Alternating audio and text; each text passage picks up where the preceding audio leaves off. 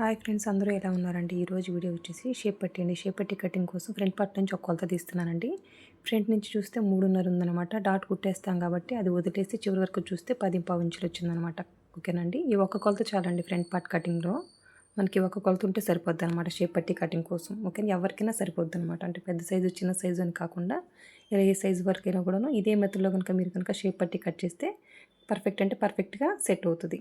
Okay, ఇది తెలియాలి అంటే ఏ విధంగా సరిపోతుందని తెలియాలంటే మీరు వచ్చేసి ఒక స్టిచ్చింగ్ వీడియో చూస్తే మీకు అర్థమవుతుందండి. ఇక్కడ చూడండి, 10.5 వచ్చింది కదా, దానికి వచ్చేసి ఒక హాఫ్ ఇంచ్ యాడ్ చేసి పావుతోకు 11 ఇంచులకి అయితే ఈ విధంగా మార్క్ చేసేసుకుంటున్నాను. మార్క్ చేసుకున్నట్టుగా ఈ విధంగా స్ట్రైట్గా ఒక లైన్ డ్రా చేశానండి. ఇప్పుడు చూడండి, ఫ్రంట్ వచ్చేసి ఒక 4.5 ఇంచులకు మార్క్ చేసేసుకుంటున్నాను.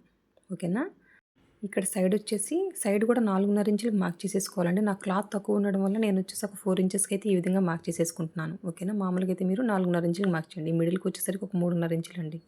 ఈ స్టార్టింగ్ నుంచి కూడా ఈ విధంగా 3.5 ఇంచులకు మార్క్ చేసేసుకుని ఈ 3 మార్కింగ్ కలుపుతూ ఈ విధంగా షేప్ పట్టికి షేప్ ఇచ్చేయడం అనమాట.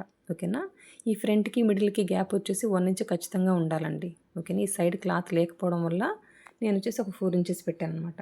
ఓకేనా, ఇప్పుడు మార్క్ చేసుకున్నట్టుగా కట్ చేసేయడమే. ఓకే, ఈ పద్ధతిలో మీరు ఒకసారి కట్ చేసుకొని చూడండి. ఏ సైజు వాళ్ళకైనా కూడాను పర్ఫెక్ట్గా సరిపోతుంది. కానీ మీకు ఒక స్టిచ్చింగ్ వీడియో చూస్తేనే అర్థమవుతుందండి ఏంటి ఏ విధంగా సరిపోతుంది. అందరికీ కూడాను ఒకే పద్ధతిలో కట్ చేస్తే షేప్ పట్టి అనేది. ఓకేనా, ఇప్పుడు మార్క్ చేసుకున్నట్టుగా కట్ చేశాను. ఇది ఫ్రంట్ అని గుర్తు కోసం ఈ విధంగా అయితే ఘాటు పెట్టేస్తానండి. ఈ blouse back part, front part, hands cutting అన్నీ కూడాను షార్ట్ వీడియో రూపంలో అప్లోడ్ చేస్తున్నానండి మన ఛానల్లో. కావాల్సిన వాళ్ళు ఒకసారి చెక్ చేయండి. కానీ ఫ్రంట్ బ్యాక్ హ్యాండ్స్ షేప్ పట్టి కటింగ్ అనమాట ఇది. ఓకేనా, ఇంకా సైడ్ కుట్టుబడి దగ్గర కూడా మనం రన్నర్తో ఎక్కడైతే మార్క్ చేసేసుకుంటామో ఈ ఫ్రంట్కి బ్యాక్కి అక్కడే కుట్టుబడుతుంది అనమాట. Thank you for watching. Bye.